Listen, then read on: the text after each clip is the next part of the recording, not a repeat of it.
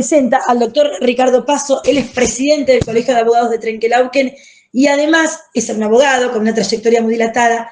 Y lo hemos invitado para charlar de un tema que hace mucho se escucha, que hace mucho que se cree que es la solución de todo, y que es la inteligencia artificial en la intervención de los conflictos judiciales. ¿Cómo está, doctor? ¿Cómo anda? ¿Qué tal? Buenas tardes. Gracias por venir a la radio, porque siempre hemos hablado por teléfono. Gracias. No, el agradecido soy yo y, bueno, a disposición.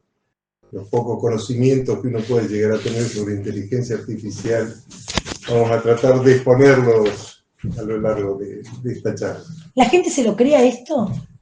Y que la inteligencia va a reemplazar a una persona que te puede explicar, hasta calmar, ¿no?, en un conflicto. Yo creo que sí, que gente cree, y estamos ante serios peligros, porque la evolución histórica nos ha marcado dos grandes revoluciones: la revolución industrial, la primera y la segunda revolución industrial, que realmente produjo grandes cambios en el mundo, pero siempre hubo un elemento que marcó esto, que fue que el hombre fue más inteligente que todas las máquinas hasta ese momento.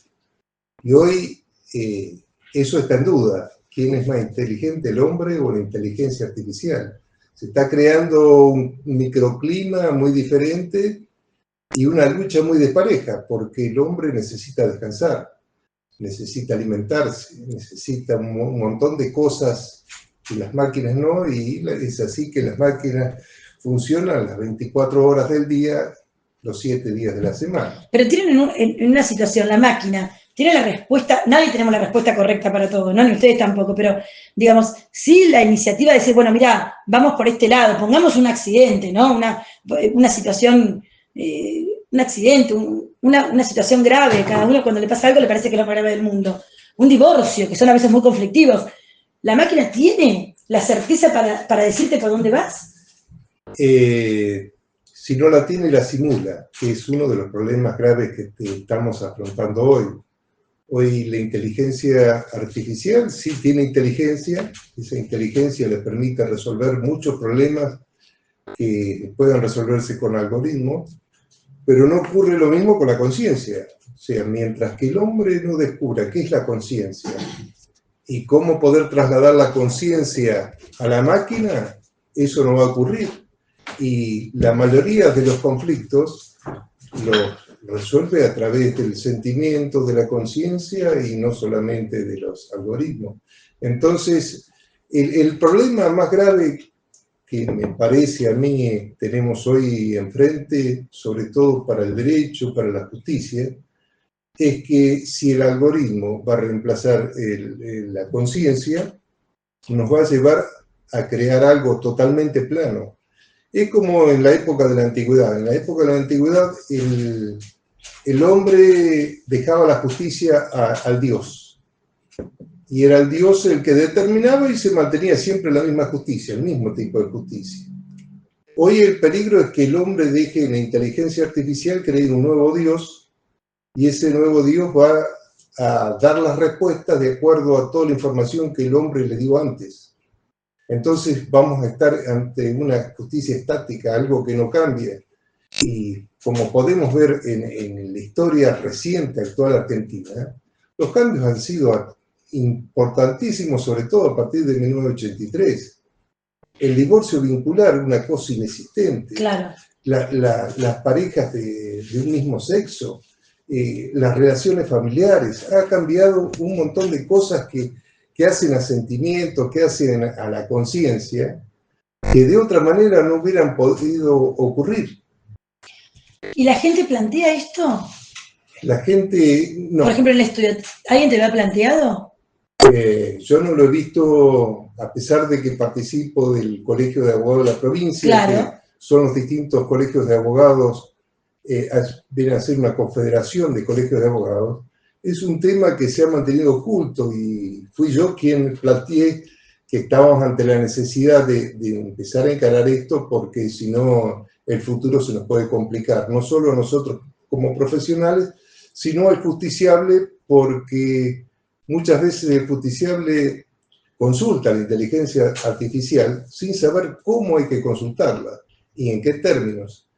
Y la inteligencia artificial, por lo menos hoy, tiene un gran inconveniente, que es que quiere darle la respuesta más satisfactoria a quien le hace la pregunta. Y eso implica que muchas veces sean respuestas sesgadas, respuestas hasta mentirosas.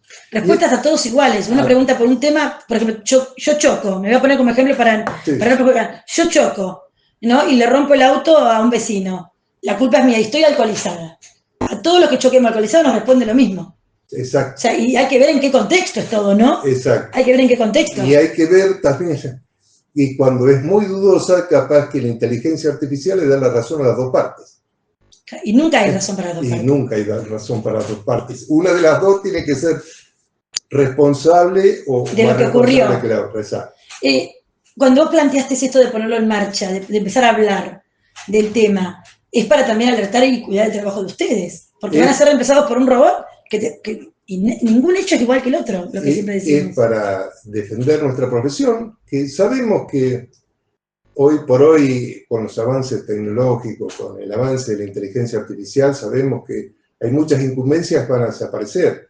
Por ejemplo, sobre todo aquellas que no son de tipo conflictivo, que es muy posible que un divorcio, una adopción, una sucesión, son cuestiones que posiblemente sean más bien administrativas y puedan ser resueltas por la inteligencia artificial y no se necesite la participación de un abogado. Pero toda una documentación, ¿también lo hace la inteligencia artificial? Y en eso están trabajando. Están trabajando y están trabajando seriamente. ¿Quiénes imponen todo esto a criterio de ustedes? Y estos son las grandes empresas con las nuevas tecnologías que están imponiendo una forma nueva de vida y estamos en un país donde no se le pone límite a nada. Hay países como la Unión Europea que sí ya está trabajando y trabajando en serio. Saben que tienen muchas limitaciones, que esto de tratar de regular algo que no se conoce es muy difícil, pero están intentando. Acá en este país nadie intenta nada. Los legisladores están preocupados en aumentarse el sueldo. En aumentarse el sueldo o en la reelección o en la próxima elección. Los ejecutivos ocurre algo parecido y esto va a ser algo que nos va a cambiar totalmente la vida. Y el problema más grande a nivel social que veo es que nos dejemos manejar por el pensamiento de la inteligencia artificial.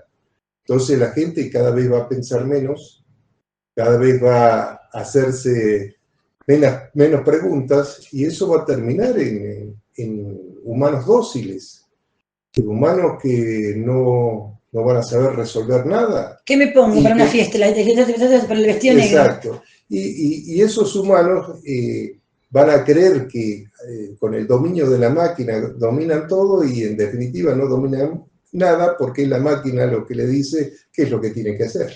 Ricardo, ¿y han intentado ustedes como colegiados de hablar con diputados, senadores? Porque más allá que hay un montón de impresentables, habrá alguno que se ocupa, ¿no? Estamos intentando. Primero estamos, y yo creo que es el paso más importante, tratando de conocer lo que es la inteligencia artificial, porque ir a hablar con un diputado, un senador, si él no conoce qué es la inteligencia artificial y nosotros tampoco, sería como un diálogo de sordos, o sea, no nos podríamos entender. Por lo menos, de parte nuestra, estamos tratando de capacitarnos. Sabemos que esto va a llevar tiempos de mejora, tiempos mejores y tiempos peores. En algunas cosas, la inteligencia artificial va a hacer aportes importantísimos. Tuvimos casualmente en el Colegio de Abogados una charla que nos dieron desde España y el tema de la cuestión de género, ellos la están manejando y mucho, y a través de la estadística pueden determinar o pueden hacer ciertas alertas de peligrosidad, lo cual obviamente tiene que ser analizado después con el humano, pero son datos importantes que hoy en Argentina no se manejan. Por ejemplo, los botones antipánico que funcionen, aplicaciones rápidas, pero también por eso tiene que haber todo un contexto de conductas, personal policial, las conductas, sí, exactamente. Conductas de los agresores, a ver, de acuerdo a las pautas o las cosas que van haciendo, hasta qué punto son o muy peligrosos o menos peligrosos. Exacto. Y todos esos datos han permitido que haya mucho más prevención allá. Y bueno, estamos tratando también de acercar la Universidad de Salamanca acá a Trenquelauquen para empezar a abrir los ojos sobre la parte positiva que lleva también la inteligencia artificial. ¿Y de qué manera acercan a la Universidad de Salamanca? A través del doctor Rodolfo Rivera y su contacto, y bueno, una profesora de esa facultad fue la que nos dio la charla y quedamos en contacto con ella y esperamos que no sea la primera y única, sino sean muchas charlas y sobre todo temas de tipo social que interesan a toda la comunidad. Qué bueno. ¿Y serían abiertas o serían solamente para abogados? No, vamos a tratar de que sean abiertas, porque creo que es una cuestión, las cuestiones de género exceden el marco propio del jurídico solamente.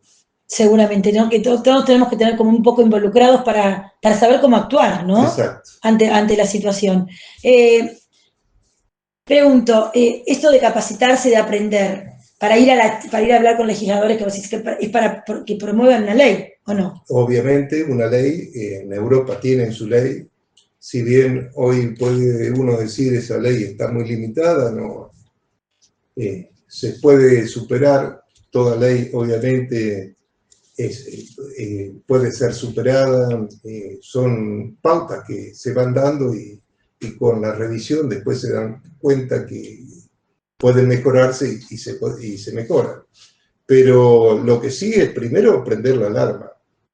La alarma y tratar de legislar, cosa de tratar de evitar algunos excesos que se puedan cometer, no solo las empresas, sino la misma inteligencia artificial, porque siempre da respuesta a la inteligencia artificial. ¿Te ha pasado de alguna consulta particular de que alguien te lo haya contado? No, particularmente. Y en estas reuniones que tienen, por ejemplo, en las ciudades grandes donde usan más la tecnología que nosotros. Nosotros acá vamos a buscar la roticería, sí, la empanada, lo que compramos. En las ciudades grandes, la gente llega a su casa, como trabaja todo el día de corrida y viaja muchas horas, todo por delivery, todo por una empresa. ¿Te ha pasado que alguno te consulte eso? No, pero sí he tomado conocimiento de distintos fallos de la justicia internacional, un caso en Estados Unidos, otro hubo en Inglaterra, y acá en Argentina ya se empezó a dar por un fallo de una Cámara de Santa Fe, después la Cámara de Morón, y ahora conozco un nuevo fallo de Chubut, en el cual se hicieron trabajos con inteligencia artificial y muchas de las citas no se correspondían con lo que era la verdadera jurisprudencia, la verdadera doctrina que se aplicaba al caso. Por lo tanto hubo sanciones en algunos casos a abogados y otros casos llamados atención a jueces.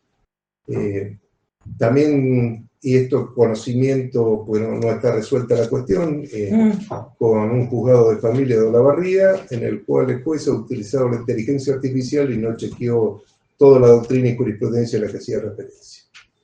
Y bueno, eso puede terminar hasta en un juicio político. Claro, pero es su cargo. Y el riesgo grande, sobre todo para los abogados, es que, bueno, además de una posible sanción por una cuestión de ética, por no revisar cuál es su trabajo y cómo debe hacerlo, también puede estar el fraude de procesal, o sea, un delito penal en el cual pueden terminar siendo sancionados por dejar parte de su trabajo a una máquina y no revisar después lo que la máquina le contestó. Sin conocimiento de su cliente. Exacto, sin conocimiento. Sin conocimiento del cliente. Yo te lo resuelvo. Ponés la máquina y chao, copia y pego. Exacto. El famoso copio y pego que no dice nada, que es todo bla, bla, bla. Y ocurre muchas veces. Ocurre muchas veces. Y hay una cosa que yo considero que puede ser, o desde mi óptica es muy importante, es que no hay que dejar de lado la inteligencia artificial. Lo que pasa es que la inteligencia artificial hay que utilizarla como una herramienta, no como un agente que te resuelve las cosas. Y para poder usar la inteligencia artificial como una herramienta, uno tiene que estar mucho más preparado que si no la utiliza. El que la utilice y no está preparado, el problema es que la que va a resolver la cuestión definitiva, bien, mal o regular, va a ser la inteligencia artificial. Para explicarle, a ver si te parece bien el ejemplo, para explicarle a la gente grande que por ahí está escuchando y no entiende qué es inteligencia artificial. Es como cuando antes haces una investigación, una monografía para el colegio y buscabas en 4 o 5 enciclopedias. Exacto. Por ejemplo, sobre San Martín y la cordillera de los Andes. Por decir un ejemplo, ¿no? Lo que pasa que la inteligencia artificial es una enciclopedia sin límite. Exacto. Tiene la información, es tremendo el alcance, y bueno, si bien no con cualquier inteligencia se alcanza un número casi infinito de respuestas, lo cierto es que aquellas que son pagas sí dan respuesta y respuesta más segura. Por eso es mucho más fácil hoy que un abogado, utilizando la inteligencia artificial, pueda dar la respuesta exacta, porque esa inteligencia artificial va a ser específica del derecho y toda la información que da ya se encuentra chequeada. Pero yo creo que también puede darla en un escrito, en una parte oral lo quiero ver. Y en una parte oral ahí perdió. Ahí es más porque si vos no conocés de lo que tenés que hablar, quedás en evidencia total. Ha pasado en cualquier juicio, lo hemos visto. Y la tendencia hoy, si bien hasta ahora el derecho del trabajo y el derecho penal eran los que se manejaban más con la oralidad, hoy la tendencia es tratar de llevar a la oralidad todo lo que es el trabajo del abogado. Y en eso creo que están trabajando tanto doctrinarios como los propios legisladores, tratando de llevarnos a que sea a través de la oralidad donde la justicia dé la respuesta a los seres humanos. ¿Vos crees que estás de acuerdo con eso? Yo creo que sí, y creo que obliga al abogado a prepararse más. O sea, yo creo que lamentablemente tanto las universidades como los colegios de abogados han dejado de lado un aspecto que es muy importante, que es el de prepararse para el debate oral. Yo creo que deberían enseñar en la facultad todo lo que es teatro jurídico, o sea, cómo actuar, ya sea como juez, como fiscal, como abogado, y eso permitiría mayor fluidez. Hoy, como me ocurría a mí cuando recién salí de la universidad, si tenía que dar una exposición, no sabía qué decir. Además, no sabía ni cómo acomodarme. Y bueno, esas cosas lo puede dar a través de una preparación de un especialista, como puede ser, por ejemplo, un director de teatro. Y en eso estamos tratando de empezar a hacer funcionar al Colegio de Abogados y ver a ver si de los jóvenes existe intención de aceptar esto y aprender, ¿no? Obviamente. Creo de aprender. Que si algo se necesita fundamentalmente para mejorar el servicio de justicia es que los abogados dediquemos más horas, pero más horas no solamente al derecho, sino más horas a la literatura, al teatro, o sea, prepararnos culturalmente para darnos lo mejor que podamos a nuestro cliente. ¿Vos ves esa necesidad? Yo veo esa necesidad. En los colegiados, nuevos colegiados. Lo que no veo es si ellos han recibido la respuesta por parte de las universidades y los colegios. Claro, es un tema, ¿no? Todo un tema. Es todo un tema. Es como la lección al frente, con la cartulina. Exacto. Te parabas ahí y tenías que hablar, explicarle, responder, ¿no? Leer en voz alta. Todas esas cosas existen, no existen más. Leer en voz alta en la escuela. Eso no he visto, yo realmente... Yo creo que no sé, pero esas cosas aprendían a uno a hablar, a abrir la boca para hablar, que se entienda lo que decís. Sí, tal cual. Es fundamental. Tal cual. Es fundamental. Siguen trabajando entonces preparándose en esto y alertando a la gente, ¿cierto? Creo que también es una manera de sacarlo al público, como lo han hecho ustedes, es alertar a la gente. Obviamente, la intención es que la gente no se quede con la respuesta que le dé la inteligencia artificial. Y a los abogados les recomendamos que estudien mucho para que estén a la altura de la inteligencia artificial. Con la realidad. Con la realidad, exacto. Con la realidad de la causa de la situación. Exacto. ¿Cuándo es la próxima reunión, cambiando el tema? ¿Tienen ya fechas de reuniones? O estas intervenciones de la Universidad de Salamanca que están excelentes para poder escuchar. ¿Ya hay fecha? No, no tenemos fecha, tenemos que volver a hacer los contactos. La verdad es que pretendemos tener charlas permanentes sobre el tema de inteligencia artificial.